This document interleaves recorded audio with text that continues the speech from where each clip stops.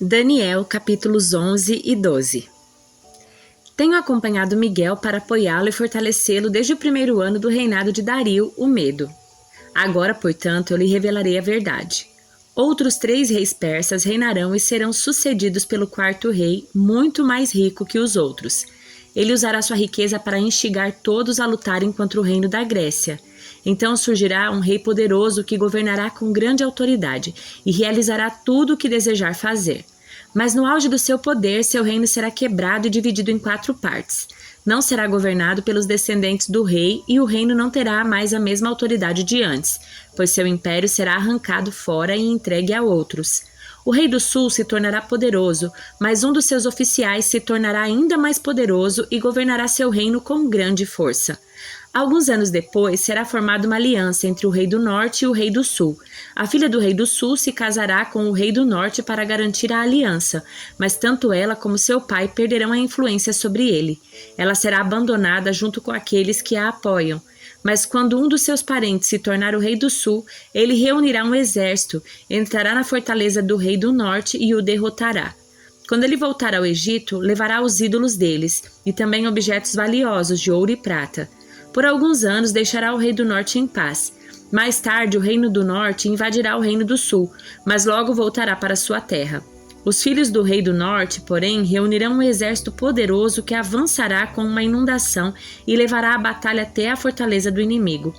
Enfurecido, o rei do sul sairá para lutar contra o grande exército reunido pelo rei do norte e o derrotará. Depois que o exército inimigo for vencido, o rei do sul se tornará orgulhoso e executará muitos milhares de inimigos. Sua vitória, porém, não durará muito tempo. Alguns anos depois, o rei do norte voltará com um exército bem equipado, muito maior que antes. Nessa ocasião, haverá uma rebelião geral contra o rei do sul. Homens violentos do seu povo, Daniel, se juntarão a eles em cumprimento dessa visão, mas serão derrotados. Então o rei do norte virá e cercará uma cidade fortificada e a conquistará.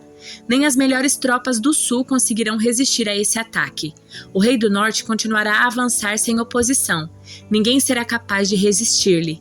Ele se deterá na terra gloriosa, decidido a destruí-la. Fará planos de vir com força de todo o seu reino e formará uma aliança com o rei do sul. Dará sua filha em casamento a fim de derrubar o reino, mas seu plano falhará. Depois disso, voltará sua atenção para o litoral e conquistará muitas cidades. No entanto, um comandante de outra terra acabará com sua insolência e o fará retirar-se envergonhado. Ele se refugiará em sua própria fortaleza, mas tropeçará e nunca mais será visto. Seu sucessor enviará um cobrador de impostos para manter o esplendor real. Depois de um breve reinado, porém, ele morrerá, mas não como resultado de ira nem na batalha. O próximo a subir ao poder será um homem desprezível que não faz parte da linhagem real. Ele se infiltrará quando menos se esperar e assumirá o controle do reino por meio de intrigas. Diante dele, grandes exércitos serão arrasados, incluindo um príncipe da aliança. Com promessas enganosas fará várias alianças. Apesar de ter apenas um punhado de seguidores, ele se tornará forte. Sem aviso, entrará nas regiões mais ricas da terra e distribuirá entre seus seguidores o despojo e os bens dos ricos, coisa que seus antecessores nunca fizeram. Fará planos para conquistar fortalezas, mas isso durará pouco tempo. Então juntará coragem e reunirá um grande exército contra o rei do sul. Este sairá para a batalha, mas de nada adiantará, pois haverá conspirações contra ele. Sua derrota será causada por gente de sua própria confiança. Seu exército será arrasado e muitos serão mortos. Decididos a fazer o mal, esses reis tentarão enganar um ao outro enquanto estiverem à mesa da negociação, mas isso não fará diferença alguma, pois o fim chegará no tempo determinado. O rei do norte voltará para casa com muitas riquezas. No caminho, ele se colocará contra o povo da Santa Aliança e fará grandes estragos antes de seguir viagem. Então, no tempo determinado, ele voltará a invadir o sul, mas dessa vez o resultado será diferente. Ele se assustará com os navios de guerra do litoral oeste e voltará para casa. Então descarregará sua ira sobre o povo da Santa Aliança e recompensará os que abandonarem a aliança. Seu exército tomará a fortaleza do templo, contaminará o santuário, acabará com os sacrifícios diários e colocará ali uma terrível profanação. Ele usará de adulação e conquistará os que violaram a aliança, mas aqueles que conhecem seu Deus serão fortes e resistirão. Líderes sábios instruirão a muitos, mas esses mestres morrerão pela espada e pelo fogo ou serão capturados e saqueados.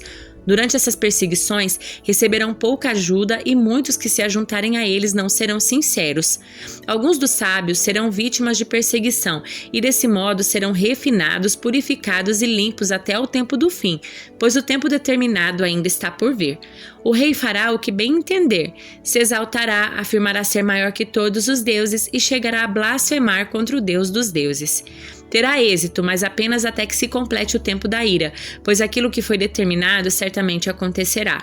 Ele não respeitará os deuses dos seus antepassados, nem o Deus preferido das mulheres, nem Deus algum, pois dirá que é maior que todos eles. Em lugar deles, adorará o Deus da fortaleza, um Deus que seus antepassados não conheceram, e lhe dará honras com ouro, prata, pedras preciosas e presentes caros. Dizendo contar com a ajuda desse Deus estrangeiro, atacará as fortalezas mais poderosas. Honrará os que se sujeitarem a ele, os nomeará para cargos de autoridade e dividirá a terra entre eles como recompensa. Então, no tempo do fim, o rei do sul lutará contra o rei do norte. O rei do norte atacará com carros de guerra e seus condutores e com muitos navios. Invadirá várias terras e arrasará com uma inundação. Entrará na terra gloriosa e muitas nações cairão, mas Moabe, Edom e a maior parte de Amon escaparão. Ele conquistará muitos países e nem mesmo o Egito escapará. Tomará para si o ouro, a prata e os tesouros do Egito, e os líbios e os etíopes serão seus servos. Mas então chegarão notícias do leste e do norte que o deixarão alarmado, e ele partirá enfurecido para destruir e aniquilar muitos. Armará suas tendas entre o Monte Santo e Glorioso e o mar. Enquanto estiver lá, porém, chegará a seu fim e ninguém o ajudará. Nessa época, Miguel, o grande príncipe que guarda seu povo, se levantará. Haverá um tempo de angústia como nunca houve desde que as nações vieram a existir. Nesse tempo, porém, todos de seu povo que estiverem o nome escrito no livro serão salvos. Muitos dos que estão mortos e enterrados ressuscitarão, alguns para a vida eterna e outros para a vergonha e a desonra eterna. Os sábios brilharão intensamente com o esplendor do céu, e os que conduzem muitos à justiça resplandecerão como estrelas para sempre. Mas você, Daniel, mantenha essa profecia em segredo. Cele o livro até o tempo do fim, quando muitos correrão de um lado para o outro e o conhecimento aumentará. Então eu, Daniel, olhei e vi 2 outros em pé em margens opostas do rio. Um deles perguntou ao homem vestido de linho que agora estava sobre o rio: quanto tempo passará até que terminem esses acontecimentos espantosos? O homem vestido de linho que estava sobre o rio levantou as 2 mãos em direção ao céu, pronunciou um juramento solene àquele que vive para sempre e disse: passará um tempo, tempos e meio tempo. Quando o povo santo finalmente for quebrado, todas essas coisas se cumprirão. Ouvi o que ele disse, mas não entendi o significado. Por isso perguntei: meu senhor, como estas coisas terminarão? Ele respondeu: agora vá, Daniel, pois aquilo que eu disse será mantido em segredo e selado até o tempo do fim.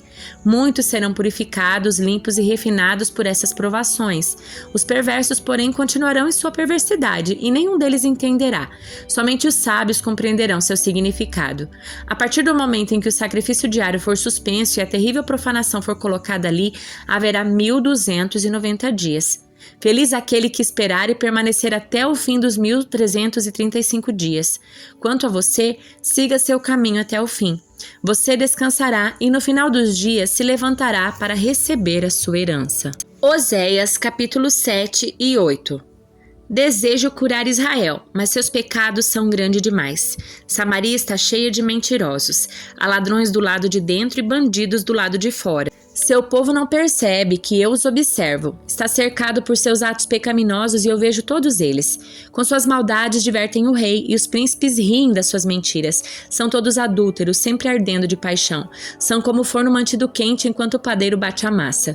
No dia da festa do rei, os príncipes se embebedarão com vinho e dão as mãos aos zombadores. Seu coração é como um forno que arde com intriga. Sua trama queima a noite toda e pela manhã irrompe em chamas abrasadoras como um forno ardente e consome seus líderes. Matam seus reis um após outro e ninguém clama a mim por socorro. O povo de Israel se mistura com outros povos e se torna imprestável como um bolo mal assado.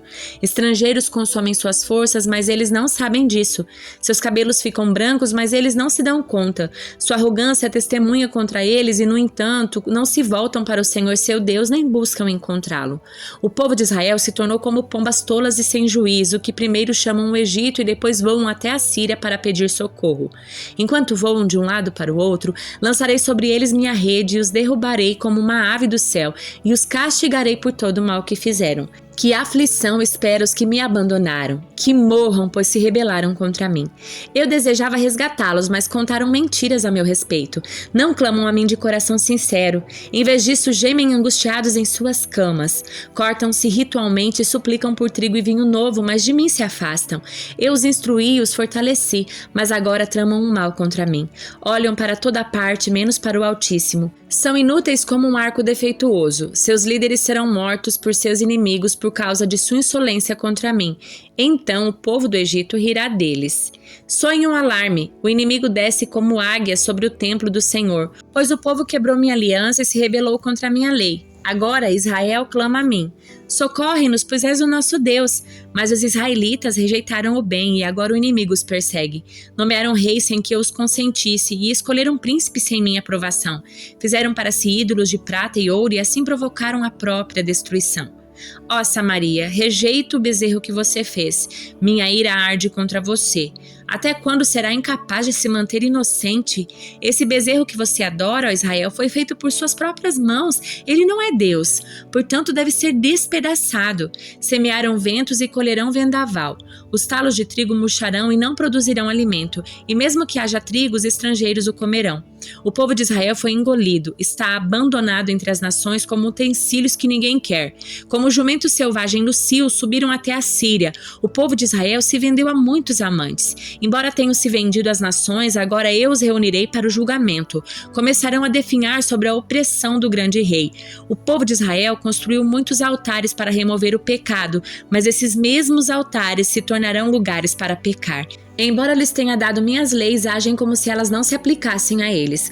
Gostam de oferecer sacrifícios e comem de sua carne, mas eu não aceito esses sacrifícios. Pedirei conta dos seus pecados e os castigarei. Eles voltarão para o Egito. Israel se esqueceu do seu Criador e construiu grandes palácios, e Judá fortificou suas cidades.